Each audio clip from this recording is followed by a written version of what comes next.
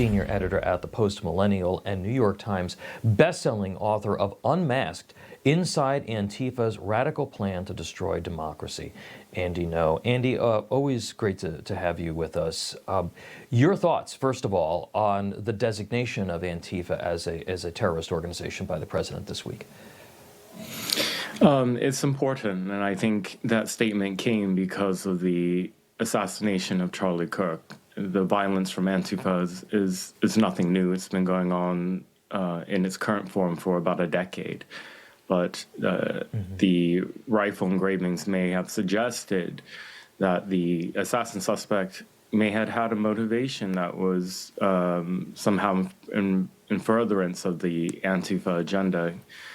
I think what needs to happen next is that the State Department has to work to designate Antifa also as a foreign terrorist organization. That's going to give the statement from President Trump a lot more teeth, because how Antifa organized domestically has links to international co-conspirators. And the State Department labels it an FTO, and then groups and individuals can be sanctioned, and the money can be targeted, the funding sources. Do you believe that those that Antifa, and you know more about Antifa than pretty much anybody on the planet, it could be, is it Russia?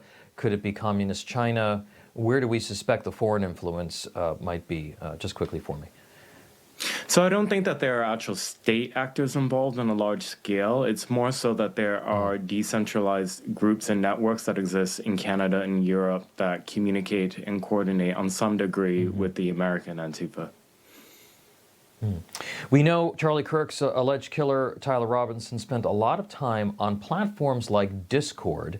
He reportedly confessed to the shooting to friends online there. There are other platforms called Twitch and Steam that also may be used by left-wing groups to organize and spread their ideology. A lot of Americans have never heard about these platforms. Can you tell us more about them and what we know may be going on among these groups on those platforms?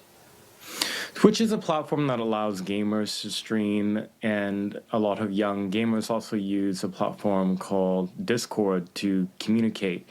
And it's popular because they can join certain channels that are private. It's not like Facebook or X, where if you and I post something, all of the world can see it. In these groups, they're like large private chat rooms, and there's been a number of young shooters, teen mass shooters, who's been revealed afterwards that they spent a lot of time online in some of these private group chats and were radicalized by other extremists, were exposed to material glorifying mass shooters. We don't know if that's the case in the suspect for Tyler Robinson. But the fact that he had an account with Discord is noteworthy, and Discord hasn't been particularly forthcoming as well. There's news this morning that Justice Kavanaugh's alleged assassin is now transgender. Most Americans have heard about Antifa, but we're also now starting to learn more about these sort of sexual subcultures like furries and militant trans groups. What do we know about these types of radical groups and how they could be connected to left-wing violence? So I wasn't surprised once it was officially confirmed in a court filing that the convict who made plans to kill Justice Kavanaugh now identifies as transgender. Kavanaugh, like other conservative Supreme Court justices, received a lot of death threats from the left, and trans activists have been at the forefront of making many of these threats. They spread a lot of lies and propaganda, much like Antifa do, that they're victims of genocide, that the U.S. government is fascist, that Trump is a Nazi.